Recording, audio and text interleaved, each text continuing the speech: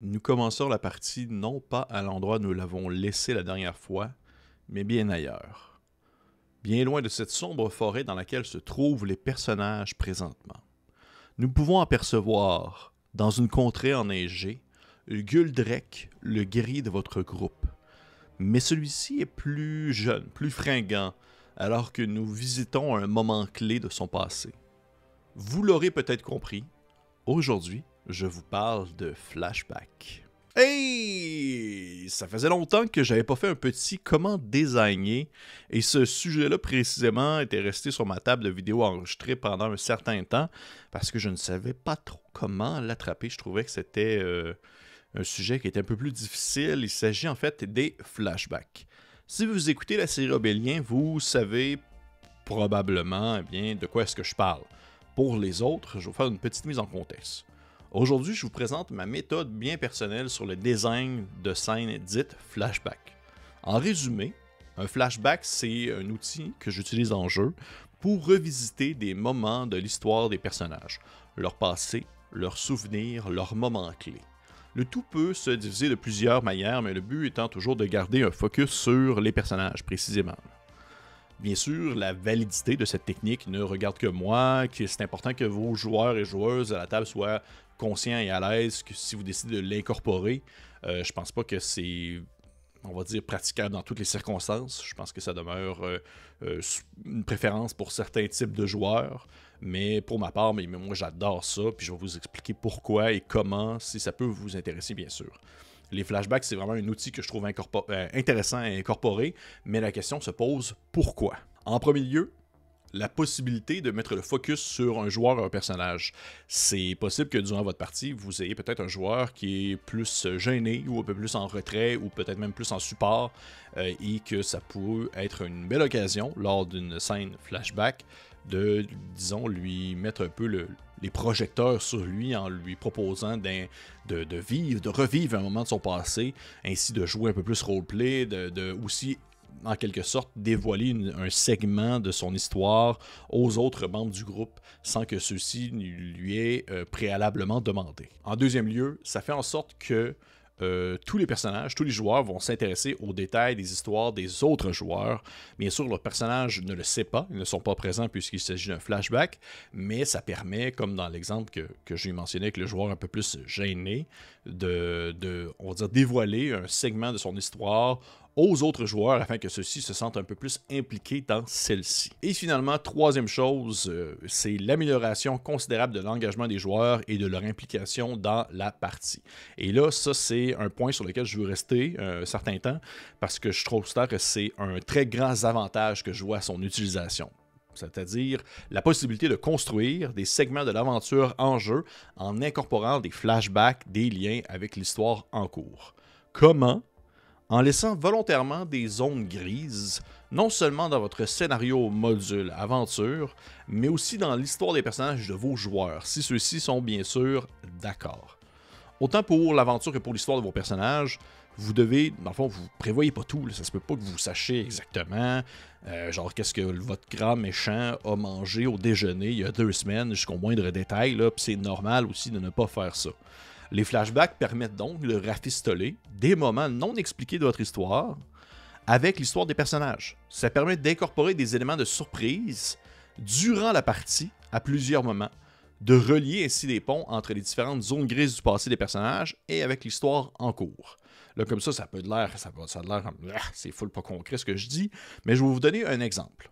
Dans Obélien, je vais diviser l'exemple en 3 moments. On va dire le présent, ce qui se déroule actuellement, le passé, ce qui est dévoilé et qui explique le présent, et aussi le futur, c'est-à-dire ce qui fut dévoilé dans le passé, qu'est-ce que ça permet d'installer, en fait, en termes de possibilités pour le futur en jeu. On commence avec le présent.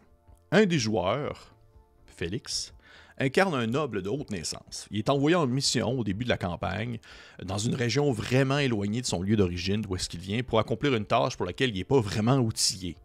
Pourquoi est-ce que c'est lui, alors que bien d'autres nobles auraient pu faire la tâche? On se pose pas vraiment la question, mais en même temps, c'est D&D. On n'avait pas vraiment réfléchi à ça, il a fait son personnage, c'est parti, on s'amuse, puis c'est pas vraiment important non plus. Le passé, le flashback. On apprend que finalement, dans une entente un peu pernicieuse entre le noble joueur et son oncle, que le personnage a décliné son rôle comme héritier de sa famille pour étouffer un crime grave qu'il avait commis, plusieurs meurtres. En fait, comme répercussion à un crime moins grave, au lieu de la peine de mort, il est un peu obligé de partir en exil temporaire en accomplissant une tâche de politicien en allant visiter une région éloignée. Le moment passé, qu'on vient de vivre dans un flashback, explique alors ce qui se déroule dans le présent, et ce flashback ne fut pas incorporé dès le début de la campagne. Puis il n'a pas non plus été mentionné de vive voix, du moins pas au début par le personnage joueur, là. On l'a visité lors d'un moment plus éloigné de la partie, alors qu'on ne s'opposait plus vraiment à la question d'origine. C'est une discussion avec le joueur en question, Félix, qu'on avait convenu que ça serait intéressant d'explorer en fait son passé, ce segment-là, et comment est-ce que celui-ci pouvait expliquer sa présence dans cette région éloignée-là. Et c'est beaucoup plus intéressant de l'explorer en jeu, dans un moment de roleplay, plutôt que de tout simplement le narrer lors d'un échange entre les différents personnages. Et le futur.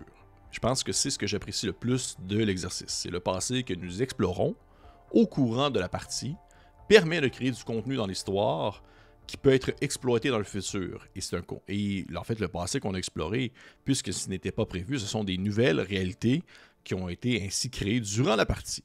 Maintenant que nous avons décidé que le noble en question, Félix, était en exil forcé, c'est un élément de son histoire qui a été réutilisé plus tard. Donc, dans la partie, le personnage noble a croisé d'autres représentants bien placés de son empire, et ceux-ci ont bien fait mention du fait que sa présence en cette terre n'était pas si prestigieuse que ça, et qu'il était avant tout un criminel, ensuite un noble. Et en ramenant ainsi concrètement ce qui fut visité par le passé, dans la partie présente, les autres joueurs, ceux qui n'étaient pas présents, en fait ceux qui ont été seulement témoins du flashback, sont ainsi directement impliqués dans le déroulement de cet aspect de l'histoire du personnage, ce qui rend encore plus valide le passé de celui-ci. Et ça, c'est vraiment intéressant. C'est ça qui permet d'incorporer des nouvelles réalités dans la campagne tout en reliant celles-ci directement au personnage. Ça permet de jouer sur la temporalité de manière incroyable en faisant des liens entre des éléments qui, préalablement, n'en avaient tout simplement pas. C'est aussi simple. Ben, c'est pas vrai, c'est pas aussi simple, mais ça demeure un super bel exercice. Alors, si vous souhaitez, vous, incorporer des flashbacks dans vos parties, je vous propose la marche à suivre suivante.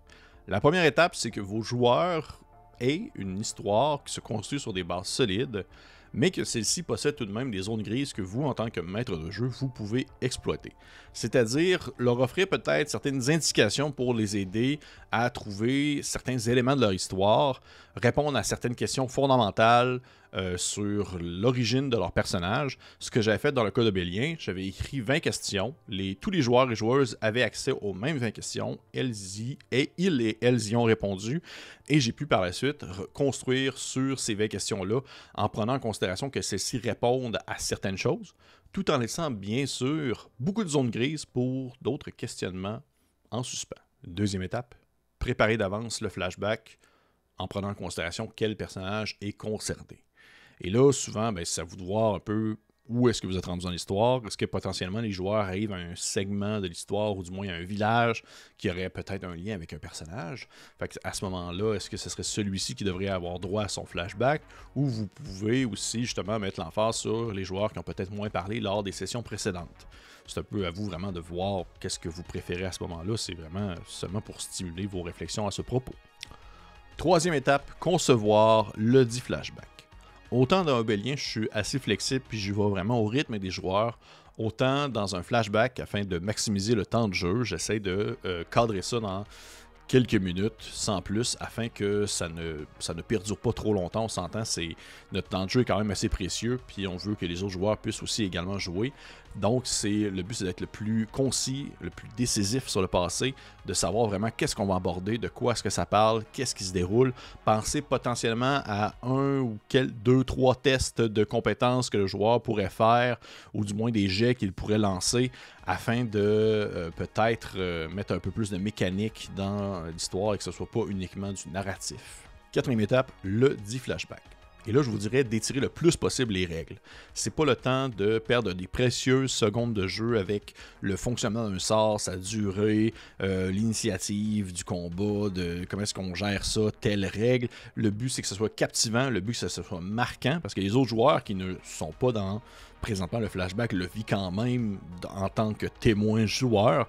Donc, on veut vraiment que ce soit quelque chose qui va pouvoir potentiellement être amené plus tard en jeu. Et vous pouvez vous arrêter au moment où vous le souhaitez. Au beau milieu d'une conversation ou dans une situation vraiment charnière, des fois, ça crée un effet de suspense, de stress et de thrill qui va peut-être être exploré lors d'un flashback futur. Et vous allez voir, à mesure que vous allez incorporer ces événements-là au courant de la partie, ça va créer de plus en plus d'opportunités de jeu. Ça va créer de plus en plus de liens à faire entre le passé de certains aventuriers et l'histoire en cours. Vous allez peut-être même avoir l'opportunité de faire des liens entre le passé de deux personnages.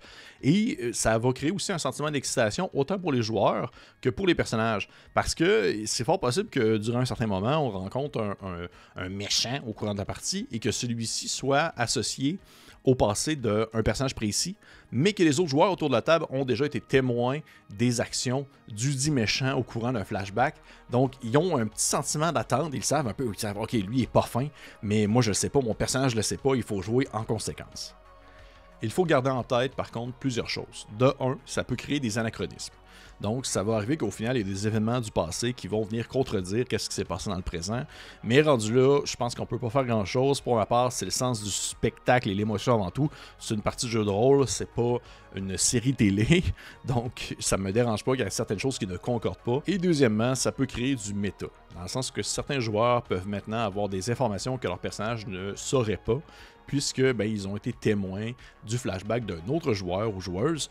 Et rendu là, c'est seulement de s'assurer que tout le monde autour de la table soit vraiment à l'aise avec cette nouvelle réalité. Et c'est ce qui conclut la conception et la mise en pratique des flashbacks. J'espère que vous avez apprécié ça. Pour ma part, c'est un outil que j'adore, que je trouve qu'il offre des très belles opportunités en jeu et que je vais assurément utiliser dans mes campagnes futures. Si vous avez apprécié ou si vous avez aimé, j'aimerais ça savoir en commentaire. Si vous avez des questions aussi, ça va me faire plaisir de vous répondre. Je suis toujours ouvert aux critiques, aux questionnements. Si vous l'utilisez vous-même aussi, vous pouvez me le dire. Je serais vraiment curieux en fait de le savoir. Et pour les autres, on se dit à la prochaine fois.